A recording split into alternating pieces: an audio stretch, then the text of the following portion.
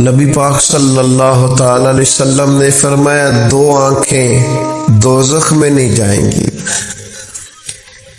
یا رسول اللہ صلی اللہ علیہ وسلم اتنا کرم، وہ 2 آنکھیں کون سی ہیں؟ فرمایا ایک وہ جو اللہ کی راہ میں رات جاگتی رہی، کسی سرحد پر پہرا دیا، کوئی ڈیوٹی کی، کوئی خدمت کی، راہ خدا میں جو آنکھیں بیدار رہیں راہ خدا میں، دوزخ میں نہیں جائیں گی۔ اور دوسرا فرمایا جو رب کی یاد میں رو پڑی، جس سے خشیت آئی، جو ڈر گیا، پر ڈرا اللہ کے، آنسو فار سیل نہ ہو، کوئی اداکاری کا ماحول نہ بنائے، وہ اس طرح نہ ہو رو رو کے دعا، رکت انگیز دعا، اور فلاں کیا بات، فلاں کے بڑا رلایا اور فلاں میں بڑا درد تھا اور فلاں کے آنسو نکل آئے اور پیر صاحب قبلہ رو ہی پڑے۔ فار سیل نہ ہو چیزیں، اداکاری نہ ہو اس کی۔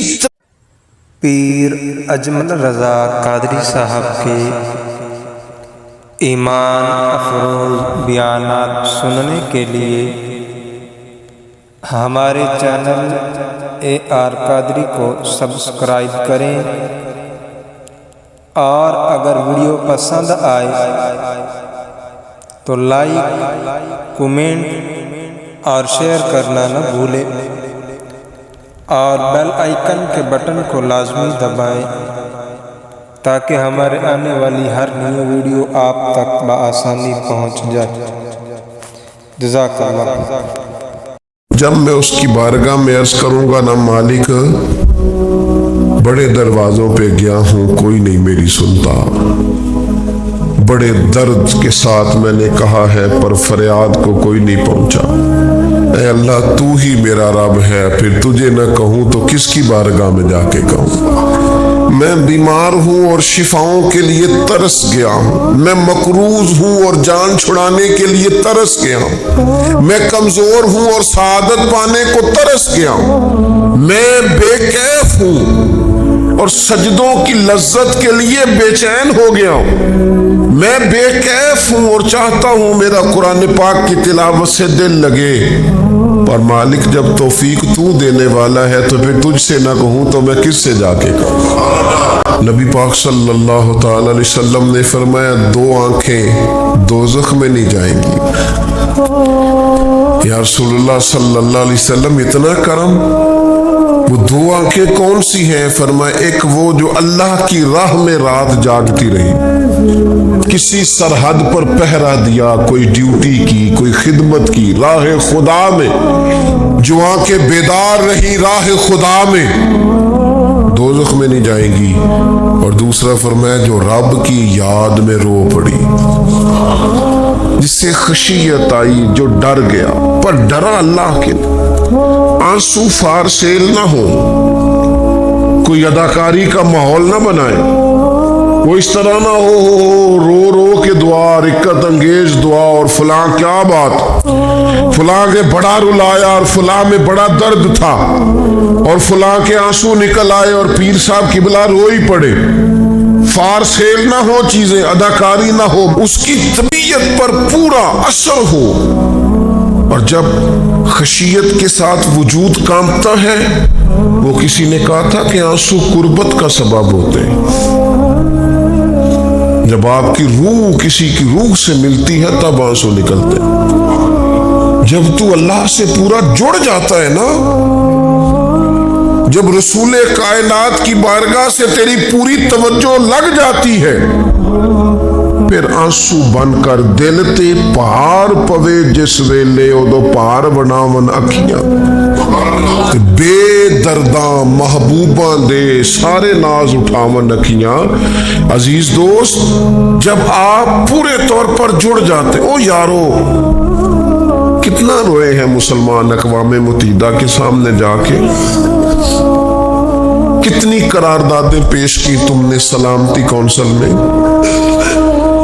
حتیٰ کہ مسلمانوں کے جو امیر ملک تھے ان کی تنظیمیں بنی، کوئی مسلمانوں کی داد رسی کو نہیں پہنچا۔ میری کو بہت لمبی عمر تو نہیں ہے، پر میں نے برما میں مسلمانوں کے کٹتے ہوئے حالات دیکھے، خبریں آئیں، ہم نے دیکھی کٹتے اور سسکتے مسلمان ہم نے دیکھے۔ ہم نے دیکھا لیبیا پہ حملہ ہوا اور ٹوٹ گیا سارا ملک۔ میں نے وہ منظر دیکھا جب غوث پاک کے بغداد میں بمب گرے۔ ہم نے وہ دور دیکھا جب کسی نے خبر دی کہ کربلا میں پھر سے کربلا برپا ہے۔ ہم نے وہ منظر دیکھا جب پتا چلا کہ پھر سے مولا علی کے نجف اشرف کو اجاڑا جا رہا ہے۔ ہم نے وہ سارے منظر بار بار دیکھے، بار بار سنے، اور اب تو شرم آتی ہے۔ میرا دل کرتا ہے میں فلسطین کا نام نہ لیا کروں، شرم آتی۔ یہ کوئی ہماری تقریروں کے موضوع ہے؟ یہ کوئی ہمارے کالم لکھنے کے عنوان ہے؟ یہ کوئی ہمارے موبائل پہ لگانے کے سٹیٹس ہے؟ یہ تو شرم سے مر جانے کا مقام ہے۔ یہ کوئی گردنیں اٹھا کے بات کرنے والی بات ہے؟ یہ موبائل پہ ایک دوسرے کو ویڈیو دکھانے کا منظر ہے؟ رمضانوں میں، شاموں میں اپنے اپنے بچوں کو سینوں سے لگا کے افطاریاں کرانے والوں اور بچوں سے پوچھنے والوں کہ پتر تو کی کھانا ہے، اس سے پوچھ لے اس کی مرضی کیا ہے۔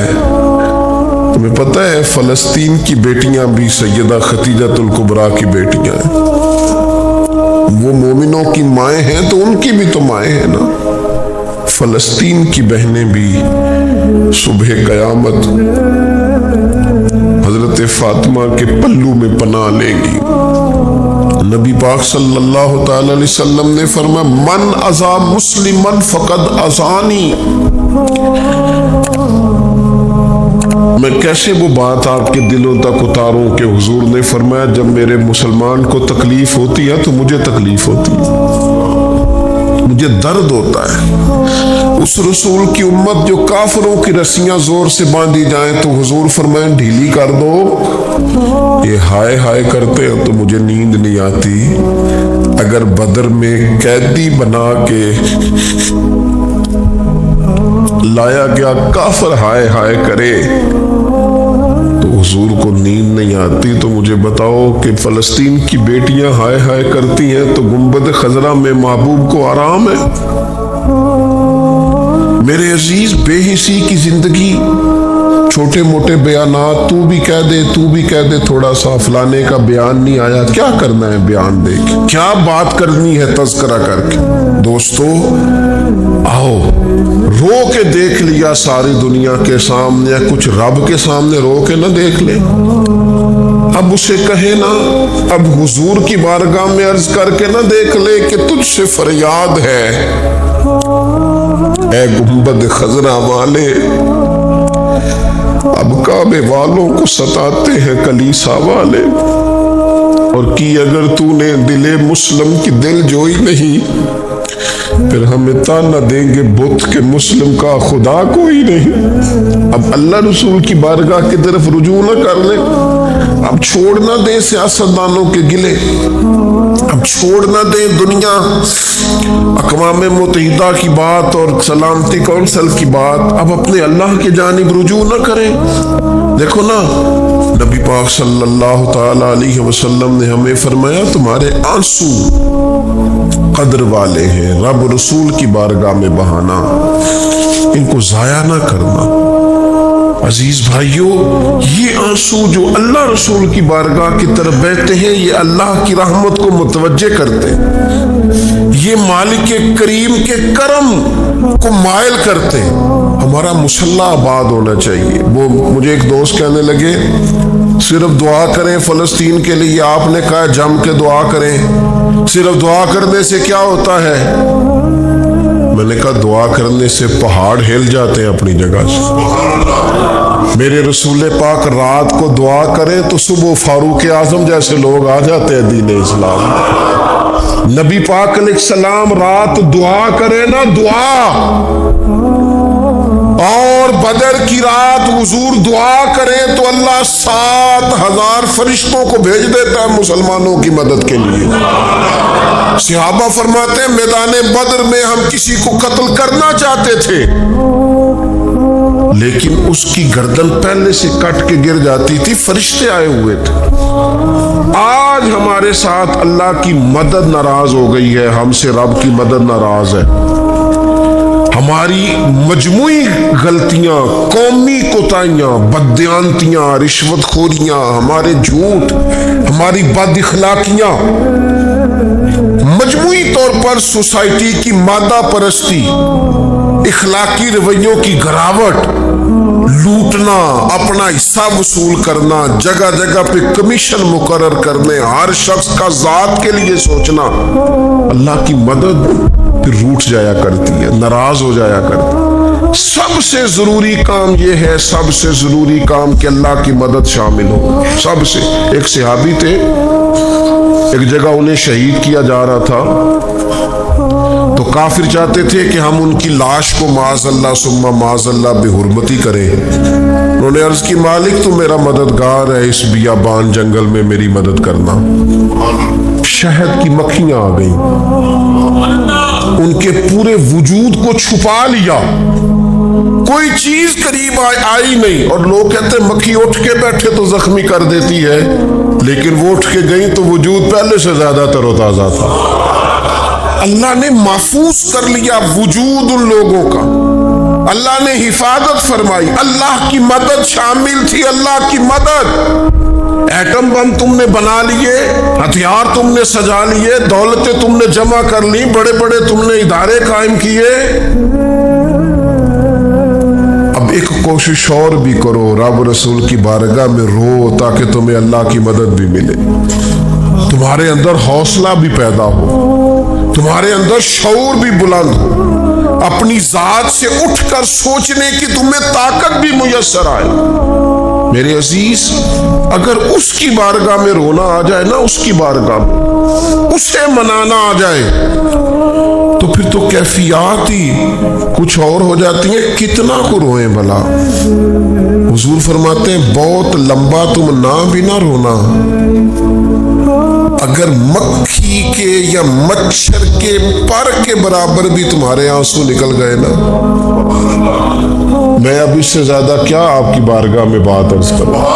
हुजूर फरमाते एक मक्खी और मच्छर के पर के बराबर भी तेरी आंख से आंसू निकल आया, शर्त यह है निकले रियाकारी के लिए नहीं, निकले अल्लाह की रिजा के लिए, उसकी खुशियत में निकले। फरमाया अगर मक्खी के पर के बराबर भी तो रो पड़ा तो अल्लाह ताला तेरे लिए दोज़ख से आजादी लिख देगा। और नबी पाक सल्लल्लाहु ताला अलैहि वसल्लम ने बयान फरमाया है, हुजूर फरमाते जो अल्लाह के खौफ से रो पड़े ना, जिस तरह भैंस बकरी गाय के थनों से निकला हुआ दूध दोबारा थनों में नहीं ना जाता, इसी तरह जो रब की याद में रो पड़े वो दोज़ख में नहीं जाता। ये मिसाल देखें कैसी दी हुजूर ने समझाने की। अगर कभी रोना आए उसके लिए तन्हाई का इंतखाब करें, मजमू में नहीं। एक बंदे को हजरत उमर ने मजमे में रोता देखा तो फरमाया ये काम तू अकेले में करता तेरे लिए बरकत वाला होता, तेरे आंसू निकले, तेरे रुखसारों पे बहे। और शेर खुदा तो शेर है ना, हजरत मौला अली शेर खुदा फरमाते अगर तेरी आंखों से कभी आंसू निकले ना अल्लाह की याद में, हुजूर की मोहब्बत में, तो फरमाया उन आंसुओं को पूछना ना, उनको चेहरे से साफ ना करना, ये तो आंसू इस काबिल है कि तेरे रुखसारों पे रहे, ये तो रोशनी है तेरे चेहरे की, इनको पूछना ना। हजरत अली रदी अल्लाह ताला अन्हु नसीहत करते इन्हें रहने दे, ये आंसू बड़ा कीमती है, ये निकला तेरी आंख से है पर किसी का हो के निकला है, निकला तेरी आंख से है पर किसी के लिए निकला, निकला तेरी आंख से है पर इसने तुझे बताया है कि तेरे वजूद में, तेरी धड़कनों में, तेरे जज्बात में किसी और का भी हिस्सा है। ये रब रसूल की रिजा के लिए छलका है। वो हजरत शेख सादी रहमतुल्लाह ताला अलैह आप मेहमान नवाज बड़े थे हजरत सादी। कुछ लोग ना बड़े मेहमान सारा दिन यही सोचते रहते हैं किसी को खिलाना कैसे ہاں جی دنیا آوے کھا کھا جاوے تے راضی ہووے بلا۔ تو حضرت سعدی مہمان نواز بڑے تھے تو قرضہ چڑھ گیا، قرضہ صرف مہمانوں کو کھانا کھلانے کا ہی تھا۔ تو ایک دن سارے ہی قرض کھا کے بیٹھ کے کہنے لگا بابا پیسے دیں گے تو جائیں گے، پیسے رکھ، سب جھگڑا کر رہے ہیں۔ تو حضرت سعدی کہتے ہیں وہ مطالبہ کر رہے ہیں پیسے دو اور مجھے ٹینشن ہے، ان کو کھلایا پلایا کچھ نہیں۔ تھوڑی دیر گزری تو ایک بچہ آ گیا کچھ بیچتا بیچتا، اس نے آ کے کہا نوجوان نے کہ جناب میں مجمع دیکھتے ہیں تو بعض لوگ بیچنے والے آ جاتے ہیں، اس نے وہ چیز بیچنے کے لیے سامنے کی تو کہنے لگا لینی ہے، تو حضرت فرمانے لگے میرے مہمانوں کو دے دو کھا لیں۔ انہوں نے دے دی، اب وہ کہنے لگا پیسے، تو حضرت بڑے پریشان ہوئے، کہنے لگے بیٹا آپ بھی بیٹھ جائیں، یہ بھی سارے پیسے لینے ہی آئے ہیں، ان کو ملیں گے آپ کو بھی مل جائیں گے۔ تو وہ نوجوان رو پڑا،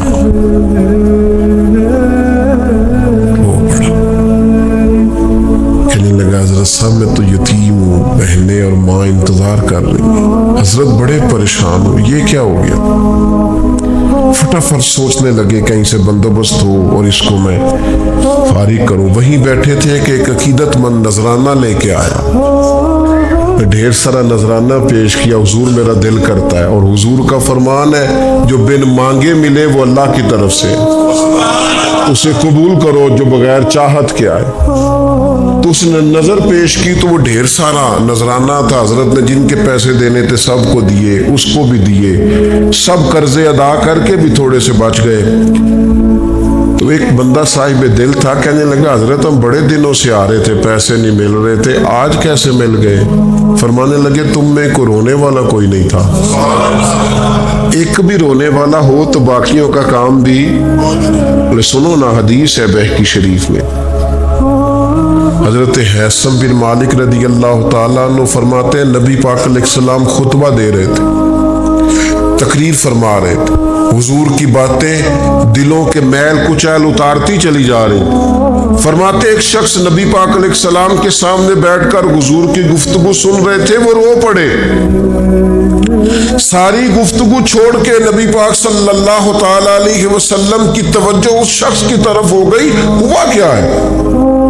وہ تقریر سنتے، بات سنتے بس رو پڑے۔ تو نبی پاک علیہ الصلوۃ والسلام فرمانے لگے آج اگر وہ سارے مومن بھی یہاں موجود ہوتے جن کے گناہ پہاڑوں کے برابر وزنی ہوتے تو اس ایک بندے کے رونے کی وجہ سے اللہ سب کی بخشش فرما دیتا۔ اور نبی پاک علیہ الصلوۃ والسلام فرمانے لگے یہ رویا ہے تو اس کے رونے پر فرشتے بھی روئے ہیں، اور فرشتے دعا کر رہے ہیں کہ اے اللہ یہ جو نہیں روتے نا ان کے حق میں ان کی سفارش قبول کر لے جو تیری بارگاہ میں روتے ہیں، جو تیرے حضور عرض گزار ہوتے ان کی سفارش قبول کر لے، ان کے حق میں قبول کر لے۔ وہ بڑا رو لیا ہے فیکٹری کے مالک کے سامنے، بڑا رو لیا امیروں کے سامنے، مالداروں کے سامنے، تگڑے رشتہ داروں کو مائل کرنے کی بڑی جد و جہد کر لی۔ کچھ وقت سحری میں اٹھ کے رب کے حضور نہ روئے، کچھ وقت سحری میں سجدہ لمبا نہ کرے اس کی بارگاہ میں، کچھ دعائیں اس کے حضور نہ مانگیں۔ میں کہوں گا ماؤں سے پریشان ہے بیٹے، سحری میں دامن پھیلا دو رب کی بارگاہ میں۔ میں کہوں گا والد سے سفارشیں تم نے بڑی ڈھونڈ لی، جد و جہد بڑی کر لی، یاروں سے بڑا کہہ لیا کہ بیٹے کو باہر بھیجنا ہے، کوئی کاروبار ٹھیک کرنا ہے، اب کچھ دروازہ اللہ کی رحمت کا بھی تو کھٹکھٹاؤ نا۔ اور میرے نبی پاک علیہ السلام نے گارنٹی دی ہے، فرمایا ماں باپ اولاد کے لیے جو بھی مانگے اللہ اپنے فضل سے عطا فرماتا ہے۔ اللہ کی بارگاہ کی طرف رجوع کریں، زیادہ توجہ رب کی جانب، اتنا نہ دوڑیں بندوں کے پیچھے، اتنا نہ منائیں بندوں کو، اللہ کی طرف توجہ، اپنے رب کی بارگاہ میں رونا ہے، اللہ رسول کے حضور حاضر ہونا ہے۔ آپ دیکھیے کس قدر جم کے صحابہ حضور کی محبت میں آنسو بہاتے۔ حضرت ثوبان بن مالک آ کے روئی پڑے تھے نا، حضور نے خود جا کے پوچھا کیا ہوا، بتانا نہیں پڑا، بس آنسو چھلکے تو نبی کریم نے فرمایا ثوبان کیا ہوا؟ عرض کی دل نہیں لگتا، یہاں تو پریشان ہوتا ہوں تو زیارت کر لیتا ہوں تو جنت میں کیسے دل لگے گا. بس وہ روئے تھے نا, حضرت جبریل آ گئے, کہا محبوب رب فرماتا ہے جو اللہ رسول کی اطاعت کریں گے جنت میں بھی اللہ پڑوس عطا کر دے گا. رو پڑے تو جنت تک بات چلی گئی, رو پڑے تو. میرے عزیز یہ تو ہے نا عام آدمی کا رونا, صحابہ کا رونا. اور اگر آنسو نبی پاک کے نکل آئے تو صحیح مسلم میں, صحیح بخاری میں حدیث ہے, سرکار دو عالم علیہ السلام ان آیات کی تلاوت فرما رہے تھے جو حضرت ابراہیم علیہ السلام کے بارے میں آئیں, جو جناب عیسیٰ کے بارے میں آئیں, جن آیات میں حضرت ابراہیم اور جناب عیسیٰ علیہ السلام نے کہا ہے اللہ بہت سارے لوگ گمراہ ہو گئے, بہت سارے لوگ گمراہ کر دیے گئے, اور جن میں یہ فرمایا کہ یا اللہ جو میری اطاعت کریں گے وہ میرے ہیں, اور جو میری نافرمانی کرے تو ان کے لیے غفور ہے. جب اپنی اپنی امت کے گناہگاروں کا تذکرہ جناب ابراہیم اور حضرت عیسیٰ علیہ السلام جو کرتے ہیں اور قرآن مجید نے جس کا بیان کیا اس کو حضور نے پڑھا تو نبی پاک کی آنکھوں میں آنسو آ گئے. یہ مسلم شریف ہے, حضور روئے.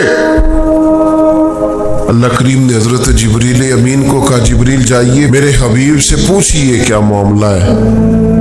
حضرت جبریل آئے, حالانکہ رب جانتا ہے, آ کے عرض کی یا رسول اللہ رب فرماتا ہے آپ رو رہے ہیں, تو کہا جبریل امت کے لیے رو رہا ہوں. آپ کی توجہ ہے میری بات, حضور امت کے لیے روتے ہیں نا, اللہ کرے امتی بھی کبھی نبی کے لیے روئے. کہا امت کے لیے رو رہا ہوں. حضرت جبریل امین علیہ السلام دوبارہ عرض گزار ہوئے مالک آپ کے حبیب امت کے لیے رو رہے ہیں, تو فرمایا میرے حبیب سے کہہ دے وَلَسَوْفَ يُؤْتِيكَ رَبُّكَ فَتَرْضَىٰ, آپ کا رب آپ کو اتنا دے گا کہ آپ اپنے رب سے راضی ہو جائیں گے. اللہ آپ کو راضی کر دے گا. محبوب امت کے بارے میں پریشان نہیں کرے گا, اپنی تنہائی کو آباد کریں, اکیلے میں اللہ اللہ کریں, تلاوت کلام مجید کا اس طرح کا ذوق ہو. حضرت عمر سنا کرتے تھے تو رو پڑا کرتے تھے. حضرت فاروق اعظم رضی اللہ تعالیٰ عنہ پہلی صف میں قرآن مجید کی تلاوت کر کے روتے تھے تو تیسری صف تک آپ کی ہچکیوں کی آواز جاتی تھی. ان لوگوں کا درد ہی سارے کا سارا کتاب و سنت سے, اللہ رسول کی بارگاہ سے ہم نے نا اپنے آپ کو کمزور کر لیا ہے. دنیا داروں کے سامنے رو رو کے, دکھ بتا بتا کے پریشان. وہ میرے ایک دوست ہے, ان کی بات مجھے بڑی اچھی لگی. وہ کہتے ہیں تگڑے رشتہ دار آتے ہیں نا تو کئی دفعہ میرا معاذ اللہ جھوٹ بولنے کو دل کرتا ہے.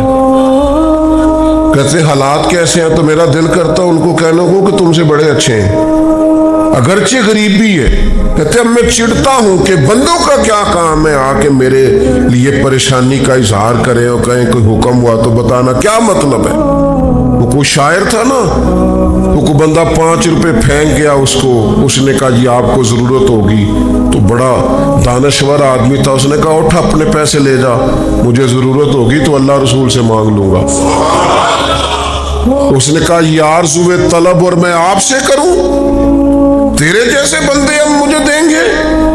یہ آرزوئے طلب اور میں آپ سے کروں, یہ بھیک اس کو دیجئے جس کا خدا نہ ہو. میں رب رسول کی بارگاہ میں رو لوں گا, مجھے اللہ کی بارگاہ سے ملو. کتنا ملے گا؟ وَيَرْزُقْهُ مِنْ حَيْثُ لَا يَحْتَسِبُ, اتنا ملے گا کہ بندے کا گمان بھی نہیں ہوگا. ایک بہت بڑا سیٹھ آ گیا ایک دفعہ ہمارے بزرگوں کے پاس, بہت بڑا مالدار امیر کبیر آدمی, تو حاجدار کے کوٹ میں کہنے لگا مدرسے کا کتنا کو خرچہ ہے. فرمانے لگے آپ بات کریں. کہنے لگا جی میرا خیال ہے آپ سارا میرے ذمہ ہی لگا دیں, 100 200 400 روپے آپ چھوڑ دیں. تو فرمانے لگے آپ دیں گے پھر حساب بھی کریں گے. ہمیں وہ رب دیتا ہے جو بے حساب ہی دیتا ہے اور حساب کی رسوائی بھی نہیں ڈالتا. لہذا آپ کا جو انداز ہے وہ بتاتا ہے کہ آپ کے لہجے میں وہ والا انداز وہ کچھ لوگ آ کے نا جی وہ کہتے ہیں جی کدھر کو پیسے لگن والے نے سانو دسو اسی لا دئیے. میں کہ تسی کدھر اور ہی لا لو. اگر آپ کو کسی پر اعتماد ہی نہیں ہے, آپ کا لہجہ ہی کچھ اور طرح کا ہے, تو اس کا معنی کیا ہے؟ میرے عزیز, لوگ تو تھوڑا دیتے ہیں تو پریشان کرتے ہیں. اس رب کی طرف رجوع کریں جو اتنا دیتا ہے کہ بندے لے لے کے ہی تھکتے ہیں, وہ دے کے نہیں تھکتا. اللہ کے حضور اپنے آنسو بہائیں, کچھ وقت عبادات کے لیے رکھیں. آپ جتنے بھی انبیاء کے تذکرے پر حضرت شعیب علیہ السلام بڑا ہی رویا کرتے تھے. اللہ کریم نے پوچھا جنت کے لیے روتے ہو کہ دوزخ کے خوف سے؟ کہا مالک میں تو تیرے لیے روتا ہوں, تیری چاہت میں روتا ہوں, تیرے لیے آنسو بہاتا ہوں. میرے عزیز, انبیاء ہو, صلحاء ہو, اتقیاء ہو, صحابہ ہو, اہل بیت ہو, جم کے آنسو بہے. جنہیں رونا آ گیا نا انہیں منانا آ گیا, جنہیں رونا آ گیا ان پہ رحم آ گیا, جن کی آنکھیں چھلک پڑی وہ محبوب کو پا گئے. شرط یہ ہے کہ تنہائی ہو, بندہ اکیلا ہو, رج روئے اور روئے اللہ رسول کے لیے, ان کی بارگاہ میں روئے. باہر تو نکلے تو پھر تو منہ دھو کے نکلے نا. آنسو بندوں کو نہیں دکھانے, آنسو اللہ رسول کو. میری آپ سے درد سی گزارش ہے, میں نے جیسے کہا نا دعائیں بڑا انقلاب برپا کرتی ہیں. ایک رات صرف میرے کہنے پر 2 رکعتیں نماز پڑھیں, پھر استغفار پڑھیں 70 بار, پھر اتنا ہی حضور کی بارگاہ میں درود و سلام عرض کریں, پھر رج کے روئیں, اللہ سے عرض کریں اللہ اس وطن کے حالات بھی بدل دے, اللہ امت کے لیے بھی آسانی کر دے, اللہ تعالیٰ فلسطین کے مسلمانوں کے لیے خیر فرما دے. ہم اگر اجتماعی طور پر اور انفرادی طور پر اپنے رب کی بارگاہ میں دعاؤں کا رشتہ مضبوط کریں گے نا تو بڑا ہی کریم ہے. جب اتنے سارے لوگوں کے ہاتھ اٹھتے ہیں نا, میں یہاں بھی کئی دفعہ لمبی دعا کرتا ہوں جمعے کے بعد, سوچتا یہ ہوں اتنا بڑا مجمع ہے, ہزاروں لوگ ہیں, تو ہو سکتا ہے کسی ایک نیک آدمی کی آمین سے کئیوں کا بھلا ہو جائے. کئیوں کے تو جم کے دعائیں کریں, اپنا رشتہ اپنے رب سے مضبوط کریں. ہر روز رات کو اللہ کے حضور حاضر ہو کے اپنے کو حساب کے لیے پیش کریں. خوبیاں ہوں تو سجدہ شکر, خامیاں ہوں تو دعا اور استغفار. اللہ تعالی عمل کرنے اور سمجھ جانے کی توفیق عطا کرے. انسان کو بہت سارے امراض لگ جاتے ہیں, جسمانی بیماریاں بھی ہوتی ہیں اور روحانی بیماریاں بھی ہوتی ہیں, عقیدے اور نظر اور فکر میں بھی بیماریاں ہوتی ہیں. دنیا میں کچھ لوگ دہریے ہیں معاذ اللہ, اللہ کی ذات کے منکر. دنیا میں کچھ لوگ ایسے ہیں جو وقوع قیامت کے منکر. دنیا میں معاذ اللہ کچھ لوگ ایسے ہیں جو عذاب قبر کے انکاری. دنیا کے اندر آپ کو وہ لوگ بھی ملیں گے جو کہتے ہیں دنیا خود بخود وجود میں آ گئی. پھر آپ کو کچھ اور لوگ ملیں گے جن پر وسوسوں کا غلبہ, بری سوچوں کا غلبہ, شیطانی اور نفسانی خواہشات کا غلبہ, یہ سب بیماریاں ہیں. پھر کچھ امراض ایسے ہیں حسد, بغض, عداوت, تکبر, عجب, خود پسندی, دوسروں کو حقیر سمجھنا, اپنے آپ کو بڑا جاننا, جھوٹ بولنا, جھوٹی انا کی, یہ سب بیماریاں ہیں, امراض ہیں. جسمانی مرض بھی بندے کو پریشان کرتا ہے, روحانی مرض بھی پریشان کرتا ہے. اگر آپ روحانی طور پر بیمار ہوں, آپ کے اندر حسد کی بیماری لگ جائے, تو حسد کا سادہ ترجمہ کریں, پنجابی ترجمہ کریں, اپنی زبان میں ترجمہ کریں تو حسد کا معنی جلنا ہے. تو جس بندے کا اندر جل رہا ہو وہ سکون میں ہوتا ہے. اندر آگ لگی ہو حسد کی تو وہ بندہ قرار پائے گا. بہت بڑی بیماری ہے. لوگ کہتے ہیں پتہ نہیں مجھے کیا ہے, پتہ ہے آپ کو پر آپ توجہ نہیں کر رہے. تکبر ایک بیماری ہے. تکبر والا بندہ دل کی جگہ روڑا رکھ لیتا ہے, پتھر, تو اندر بندے کا سخت ہو جائے. وہ ہمارے ہاں لوگ کہتے ہیں کہ میری نا ٹانگوں میں بڑی درد ہے, تو پنجابی کہتے ہیں کھلیاں پہ گئی ہیں. وہ کیا ہے جی, कहते हैं सख्त हो गई हैं टांगें, चला नहीं जाता। टांगें सख्त हो जाए तो गुजारा नहीं होता, तो दिल सख्त हो जाए तो। अब मेरी बात को समझे, हमारे अंदर ना बीमारियां हैं, हम वो कुड़ते रहते हैं, वो जलते रहते हैं, वो तकब्बुर में आ जाते हैं, अदावत है, बुग़्ज़ है, कीना है, मानने को तैयार नहीं होते। दुनिया में ये सारे लोग कह रहे हैं कि मुझसे हसद हो रहा है, ये कोई भी नहीं कह रहा कि मैं कर रहा हूँ हसद। तो अगर सबसे हो रहा है तो वो बंदा कहाँ है जो कर रहा है? सब कहते हैं कि बड़ा तकब्बुर आ गया जी लोगों में, तो वो लोग किधर हैं जी जो तकब्बुर कर रहे हैं? वो भी, उसको भी तो मानना चाहिए ना मैं करता हूँ। तो ये सारी बीमारियां, जिस्मानी, ब्लड प्रेशर, शुगर और हेपाटाइटिस और माज़अल्लाह कैंसर, और ये सब बीमारियां रूहानी भी जिस्मानी भी, तो या अल्लाह जाएं किधर? फरमाया वनुनज़्ज़िलु मिनल कुरानी मा हुआ शिफाउ व रहमतुल लिल मुमिनीन। फरमाया मैंने जो तुम्हें कुरान अता फरमाया है ना, तो इसमें मोमिनों के लिए शिफा भी है और रहमत भी है। ये तुम्हारी तमाम बीमारियों की शिफा है इसमें, तमाम बीमारियों की। हम मरीज हैं, हमारी कुल शिफा कुरान पाक के साथ वाबस्ता है। और अगर सही तबीब तक बंदा न जाए तो फिर वो सारी जिंदगी बेचारा उलझा रहता है, उसे कामयाब इलाज मुयस्सर नहीं आता। इसमें जिस्मानी, हजरत आयशा सिद्दीक़ा रज़ी अल्लाह ताला अन्हा फरमाती हैं, मैंने नबी पाक सल्लल्लाहु ताला अलैहि वसल्लम को ना मर्ज़े विसाल तक देखा है, हुजूर के विसाल तक, कि हुजूर कुरान पाक की आखिरी 2 सूरतें पढ़ के सूरत फलक और नास अपने हाथों पे फूंकते थे, फिर जिस्म पे मलते थे। कुरान पाक में शिफा है। अब तो लोगों ने दम दुरूद को ना, इसको बड़ा हल्का सा काम समझ लिया। वैसे भी ये आमलों के हथे चढ़ गया, मलंगों के हथे चढ़ गया, कारोबार बन गया, तजारत बन गई।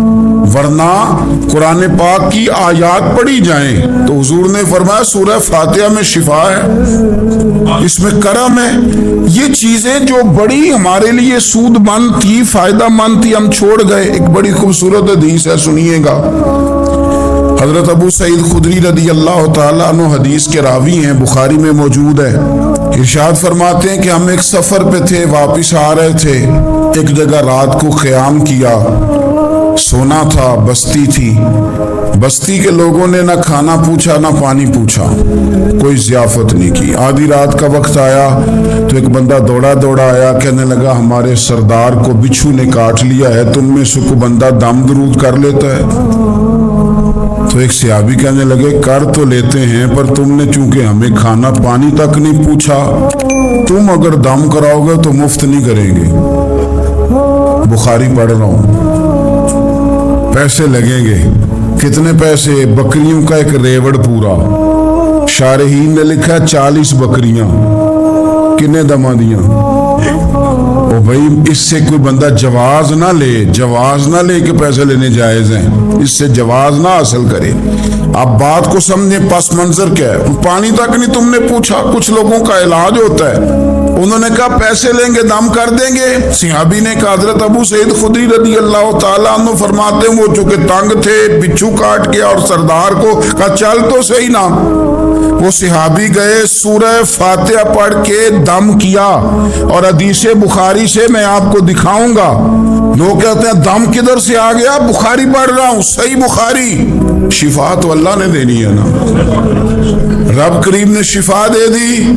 बकरियां ले ली, आ गए जहां आराम कर रहे थे उस जगह। सहाबा में इख्तलाफ हो गया, कुछ कहने लगे बकरियां लेनी चाहिए थी, कुछ कहने लगे नहीं लेनी चाहिए थी।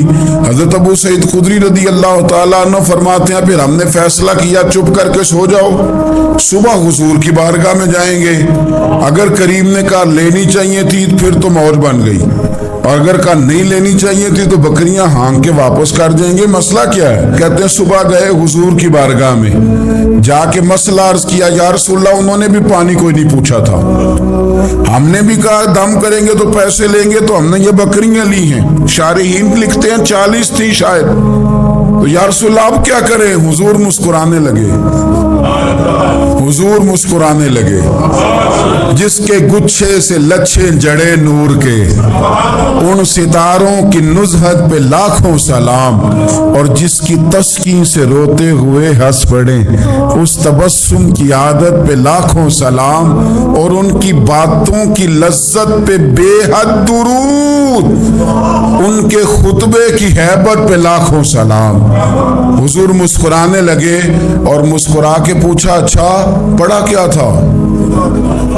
या रसूलल्लाह सूरह फातिहा। फरमाया सिखाई किसने थी? कहा या रसूलल्लाह आपने। फरमाया फिर आधी बकरियां मेरी हैं आधी तुम्हारी हैं, पर मेरा हिस्सा निकालो ना भाई। तो कुरान पाक में शिफा है। कुरान हकीम में बड़े से बड़ा मुजरम हो, काफिर हो, फासिक हो, एक हदीस मिशकात में मौजूद है, इसको आपने दिल पे लिख लेना है चूंकि मामला दिल का है। नबी पाक सल्लल्लाहु ताला अलैहि वसल्लम ने फरमाया, जिस तरह बारिश में पड़े लोहे को जंग लग जाता है, इस तरह दिल को जंग लग जाता है। तू कहता मैं बोर हो रहा हूं, पता नहीं क्या है, और जंग लग गया दिल को। तू कहता है जनाब मैं पता नहीं सारा कुछ है पर दिल परेशान हो, भाई इसको जंग लग गया है। हम कहते हैं यार पता नहीं क्या बात है, परेशानी हो, भाई दिल को जंग लग गया है। करीम फरमाने लगे, जिस तरह बारिश में पड़े लोहे को जंग लग जाता है, इस तरह दिलों को भी जंग लग जाता है। हुजूर दिल को जंग लग जाए तो क्या करें? तो हुजूर फरमाने लगे, एक मौत को याद करो और एक कुरान पाक की तिलावत किया करो। कुरान तुम्हें जंग से शिफा दे देगा, इसको पढ़ोगे तो तुम्हें लुत्फ आएगा। और कुरान पाक को ना जब बंदा पढ़ता है ना, तो हजरत मौला अली शेर खुदा ने फरमाया था, कुरान पाक कभी पुराना नहीं होगा, जब भी पढ़ोगे नया मजा ही आएगा, नया सुरूर ही आएगा, नई कैफी। बड़े बड़े कट्टर काफर कुरान पाक सुनते थे ना। एक दिन उतबा कहने लगा अबू जाल से और दीगर लोगों से कि बड़ी हो गई लड़ाई, बड़ी हो गई बहस, इस तरह करता हूं मैं जाके ना तो मोहम्मद इब्ने अब्दुल्ला सल्लल्लाहु, मैं जाके बात करता हूं हुजूर से। उतबा आ गया, कहने लगा मैं मुज़ाकरात करता हूं। सब ने कहा चल तू सियाना आदमी है, समझदार है, चला जा। जाके ना तो वही बातें जो वो हमेशा करते थे। नबी करीम अलैहिस्सलाम से कहने लगा, हम सारे आपस में हैं, बरादरी है, कबीला है, एक शहर है, फिर भी लड़ाइयाँ शुरू हो गई हैं। जो आपका कलमा पढ़ते हैं वो अलग हो गए, जो हमारे माज़अल्लाह तरीके पे हैं वो अलग हैं। तो कोई बातचीत ना कर लें बैठ के? तो हुजूर ने फरमाया करो ना। कहने लगा अगर आप सरदारी चाहते हैं तो हम देते हैं, और अगर आप मालो दौलत चाहते हैं तो माज़अल्लाह हम देते हैं। जो आप कहते हैं हम करते हैं। किसी तरह का भी आपका मुतालबा है तो हम पूरा करने को तैयार हैं, तो आप बता दें हम वो कर देते हैं।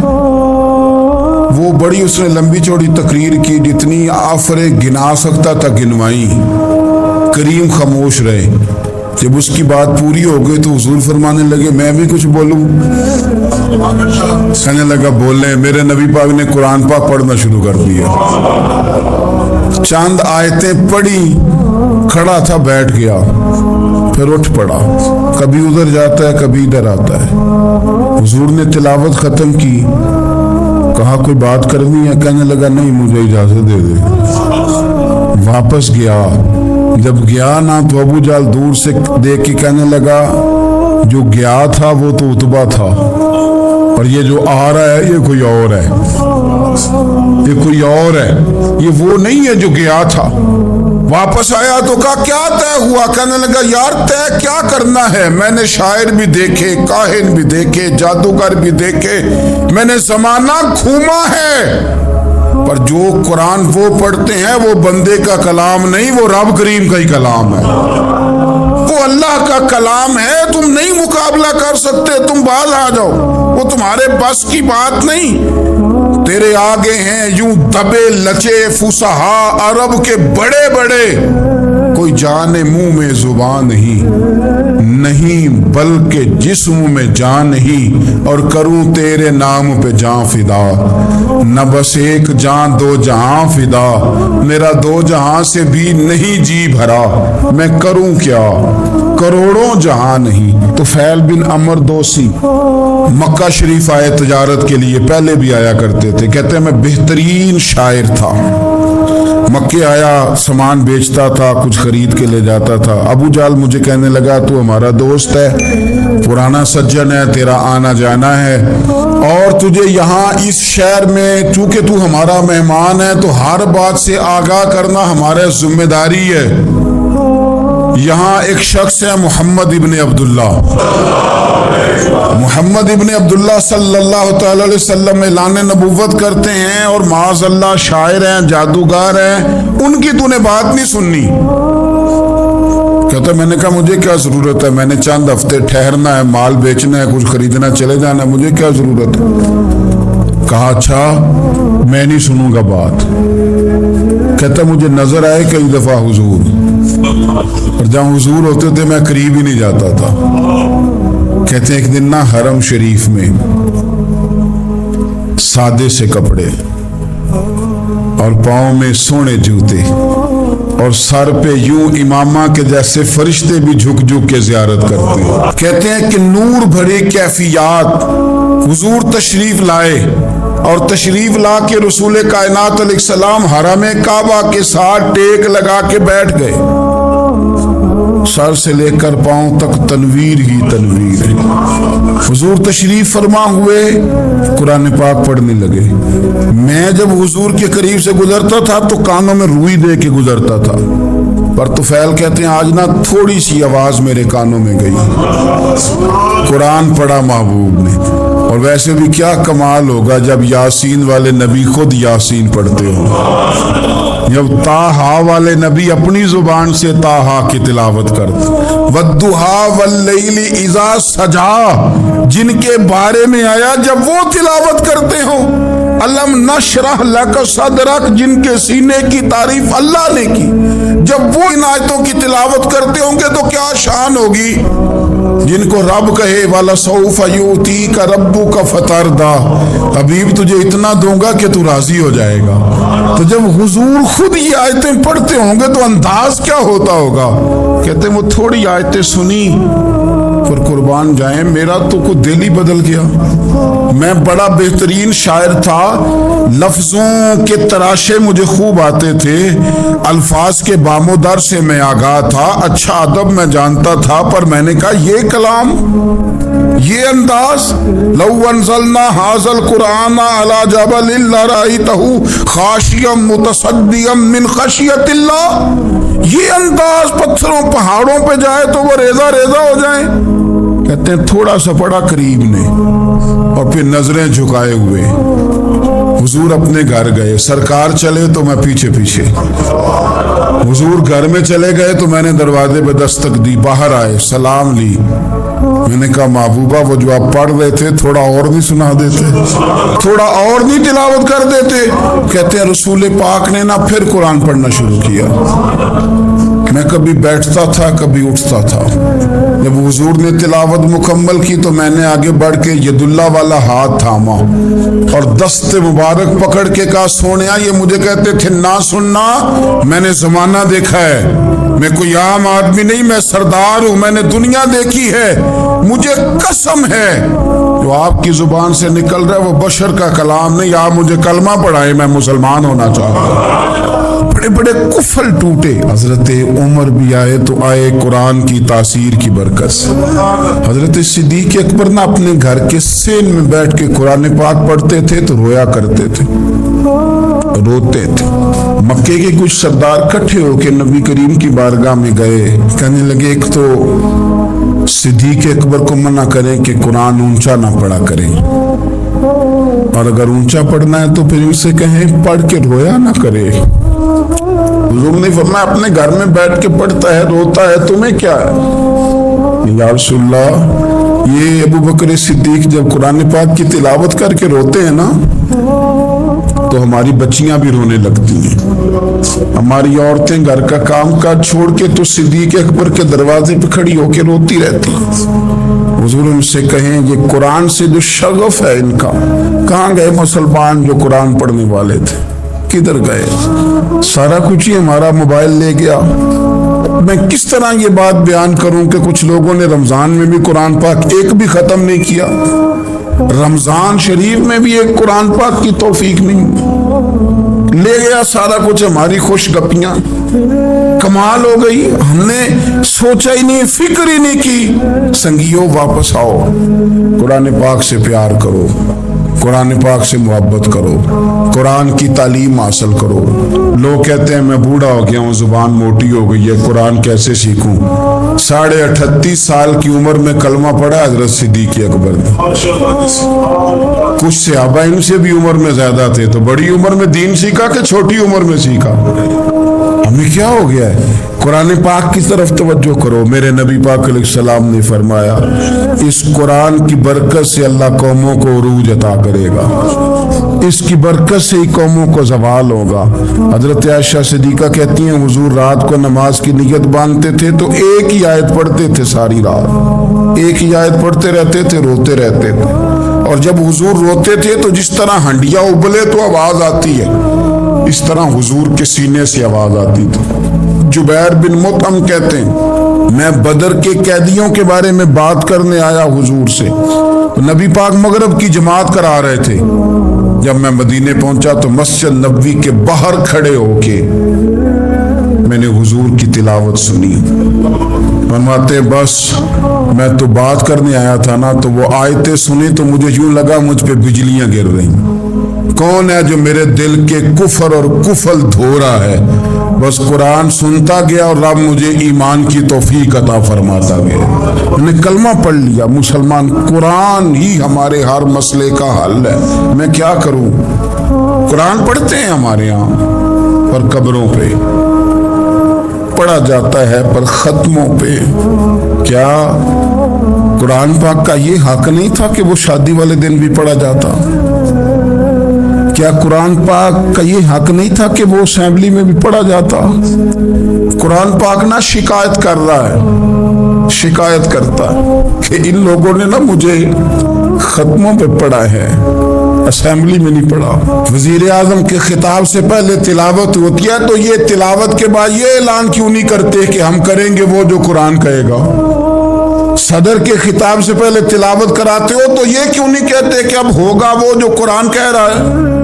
اسمبلی کا اجلاس تلاوت قرآن پاک سے شروع کرتے ہو تو یہ بھی تو کہو نا قرآن کے مطابق فیصلے ہوں گے. عدالتوں میں قسمیں اٹھانے کے لیے قرآن رہ گیا ہے, اس پہ ہاتھ رکھ کے کہو جو کہوں گا سچ کہوں گا. آج کے بعد وکیل بھی ہاتھ رکھے نا قرآن پاک پہ, جج بھی ہاتھ رکھے قرآن پاک پہ, گواہ بھی رکھے, ملزم بھی رکھے اور مدعی بھی بتائے کہ اس نے پرچہ صحیح درج کرایا ہے, اس نے صحیح درج کرایا, نام صحیح لکھوائے, اور یہ سارے بتائیں جج سے لے کر ملزم تک کہ ہم فیصلہ وہ کریں گے جو قرآن پاک نے ہمیں کہا ہے. صرف قسموں کے لیے رہیں گے. 2 صورتیں پڑھنی نہیں آتی اور تم بیچ میں قرآن پاک کو لا کے قسمیں اٹھاتے ہو. وہ تاجر جو دکان شروع کرنے سے پہلے تلاوت کراتا ہے, کس لیے کراتا ہے؟ کہ میں تجارت قرآن پاک کے مطابق کراؤں گا, اس لیے کراتا ہے. وہ تو کہتا ہے ذرا دکان صحیح چلے, ذرا برکت آ جائے. برکت نری تلاوت کرانے سے نہیں آئے گی, قرآن کے مطابق تجارت کر پھر زیادہ برکت آئے گی.